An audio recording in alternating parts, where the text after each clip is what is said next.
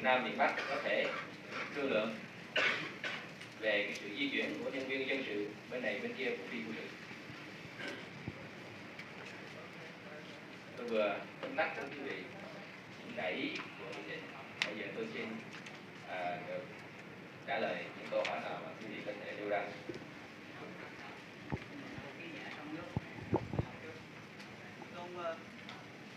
Tôi là Phạm Trần, báo Post. Ông tổng cục trưởng vừa mới nói là đây là một cái thắng lợi của chúng ta về các cái điểm như là vấn đề vượt phát triển phải gia đình dưới cái hình thức là phải giải phóng. Và tôi nhớ lại đến khi lập trường của tổng thống trước nay vẫn đòi hỏi là vượt phát triển phải gia đình và không có thành phần bất cứ. Trước chính phủ đã nói rằng không chấp nhận chính phủ nào 3 thành phần. Thì đây tôi xin nhấn mạnh và nói rõ thêm là lập trường của chính phủ từ trước tới giờ là vẫn không chấp nhận một công thức tiền chế tập đoán nào từ 3 thành phần quốc luận xác nhận lại trong đề nghị 8 điểm ngày 25 tháng Giêng 1972. Câu hỏi tiếp.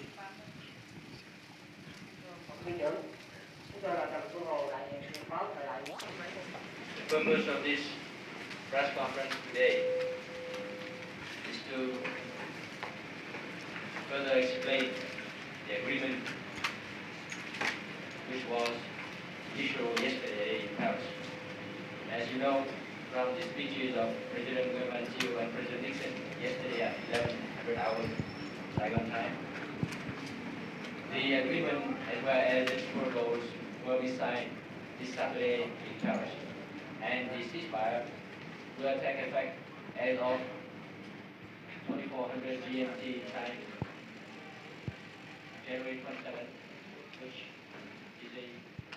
is at 8 o'clock Sunday morning, 28th of January, Saigon time. Now with this brief statement, I will take your questions. Yeah, Tom Lipman of the Washington Post. Can you tell us something about the physical arrangements that have been made for carrying out this agreement? Where will the headquarters of these commissions be? And what kind of arrangements have been made to ensure the safety and mobility and supply of these people and in their Saigon offices and in their regional areas? And also, there's a reference in here to the zones of control of the two South Vietnamese parties. Can you tell us what the definition of those is and whether they've been put on a map that we can look at?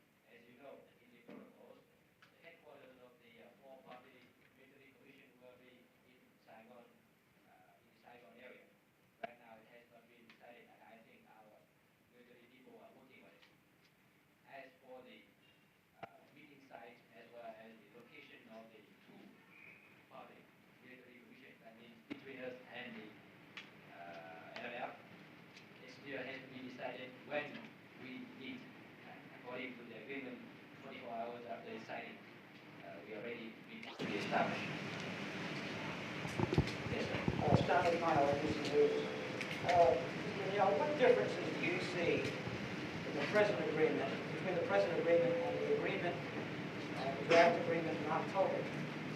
Which way do you see changes? I think the agreement as it has been initialed yesterday is much better and has made much progress than the agreement which was to be signed according to the term list. First, the fact that the communists wants to maintain their troops in South Vietnam is no longer a fact because they will have to settle with us the question of their troops. According to an article, I don't know the exact number, but an article article in the agreement which says about the question of armed forces in South Vietnam is to be solved by the two South Vietnamese parties. And among the steps to be taken are the reduction of the troops as well as the demobilization. As for the GDN, we still maintain that those communist troops, those North Vietnamese communist troops, the communist troops in South Vietnam have to return to North Vietnam. And that is one of the questions that we and the NRF will decide when we meet. Because as long as there is one single NVA troop here, we cannot guarantee that the people of South Vietnam will exercise their freedom, their political, their right of self-determination in a free manner. And at this point, I also think that not even the people from the NRF can exercise their rights freely since outside they are controlled by the NDA. The second point, which is very obvious, is that since October, you have heard a lot about the so-called governmental structure to designate the National Reconciliation and Concord Council. Well, in this agreement, there is no such a thing as a governmental structure. So the council is no more, no less than the electoral body which we had proposed in July 1969 and reiterated in our 8-point proposal of the 25th of January 1972. That electoral body, as it is now called the National Council of Reconciliation and Concord, will have the sole duty to organize the elections. What kind of elections? When will the elections be? Well, those questions are going to be solved by us, that means by the GBN and the NF when they meet. Next question. I didn't hear who told you that in Paris. Did you say that? Late October had a news conference. Both the local answer to that is my reference to President Nixon's speech yesterday. He said that the United States will only recognize GBN as the only legitimate government in South Vietnam. And that speaks for itself. Ronald Times, American Broadcasting Company. When and how will the South Vietnamese government begin a working relationship with the NLF on Vietnamese territory, with the NLF on South Vietnamese soil? Well, before we can set up procedures, as well as we say, the how and when of the matters, we have first to meet. And according to the agreement, 24 hours after signing, we are ready to meet the NLF anywhere. It could be in Paris, it could be in Saigon. And only then can we sit down together, one man at the end of the table, the other at the other end of the table, then we can solve matters of mutual interest. Mr. Nha, President Thieu said yesterday, and you've just repeated, that the question of South Vietnamese self-determination cannot be settled while North Vietnamese troops remain in the South. Does that mean that there can be no political agreement between the government of the Republic of Vietnam and the Provisional Revolutionary Government until all North Vietnamese troops have been withdrawn? As the agreement says, if you read it carefully, that anything which pertains to South Vietnam is left to the two South Vietnamese parties to decide. And the question of the right of self-determination is one of the very key issues. Although it is in the agreement that it will be respected by all parties, the question of its implementation depends on how we can get rid of foreign aggressors on our soil.